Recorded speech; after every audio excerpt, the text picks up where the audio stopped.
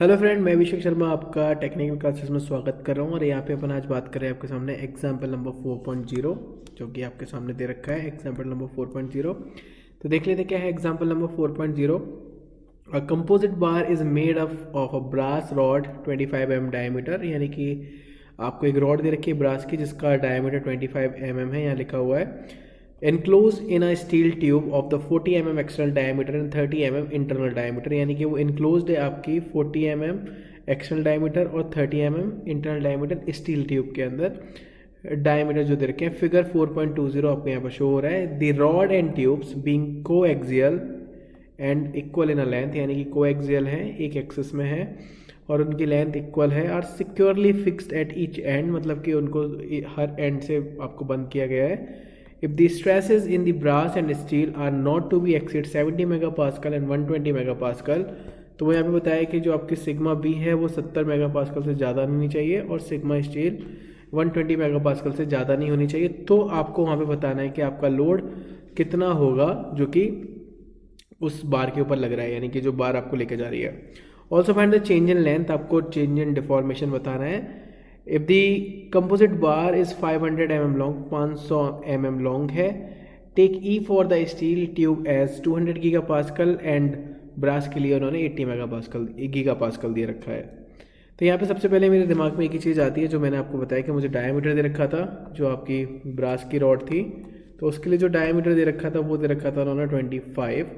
तो 25 इसका डायमीटर दे रखा, तो इस केस के लिए मैं यहाँ पे एरिया निकालूंगा तो एरिया कितना होगा π/4 डी स्क्वायर। तो डी स्क्वायर 25 का स्क्वायर लगा दे तो 491 mm स्क्वायर हो जाएगा।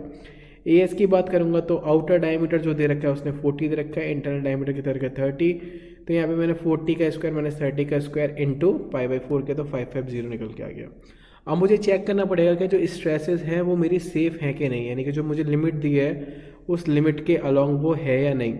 तो उन्होंने यहाँ पे बता दिया कि मेरे को फॉर्मूला था कि sigma B over E V is equal sigma S over E S हो गया। यहाँ पे मेरे को ई वी और ई एस की वैल्यू दे रखी है कितनी, ई एस की वैल्यू 200 दे रखी है, इसकी 80 दे रखी है। सिग्मा एस की वैल्यू उन्होंने बोल रखा है कि 70 मेगा पास्कल उन्होंने वहाँ पे बोला है, तो मैंने उसको कंसीडर कर लिया। जब मैंने 70 मेगा पास्कल कंसीडर किया तो मेरी जो स्ट्रेस निकल के आई स्टील की वो कितनी निकल के आई 175 मेगा पास्कल। तो उन्होंने बोला क्वेश्चन के अंदर कि वो 120 से तो ज़्यादा नहीं होनी चाहिए। तो मैं क्या करूँगा कि यहाँ पे जो सिग्मा स्टील है उसकी स्ट्रेस डालूंगा 120 मेगा पास्कल, और उसके बेसिस पे जो मेरी सिग्मा बी की वैल्यू निकल रही है वो निकल रही है मेरी 48 मेगा पास्कल। तो यहाँ पे ये शो हो रहा है कि उसने क्वेश्चन में बोला था कि आपके जो स्ट्रेसेस हैं not to be exceed 70 mega pascal और 120 मेगा पास्कल से। तो अब यहाँ जो मेरी स्ट्रेसेस निकल के आ रही है वो 70 मेगा पास्कल और 120 मेगा पास्कल से ज़्यादा नहीं है, वो कितनी हो रही है 48 और 175। So now we just put the value in this formula. जो लोड है, load is equal stress into area.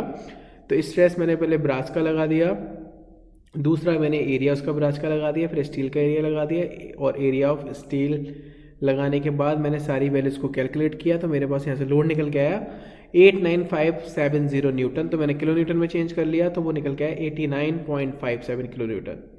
फिर उसने सेकंड पार्ट में पूछा था चेंज इन लेंथ बता दीजिए कि उसकी लेंथ आपको 500 दे रखी है। तो मेरे को पता है कि यहाँ पे ब्रास की स्ट्रेस मैंने 48 कंसीडर की थी क्योंकि वो मेरी सेफ है।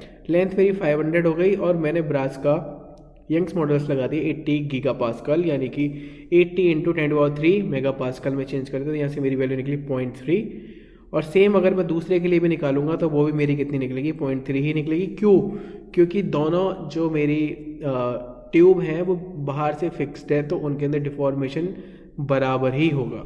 तो अगर आपको वीडियो समझ में आए तो प्लीज़ लाइक ज़रूर करना, शेयर जरूर करना। Thank you for watching guys, thank you so much.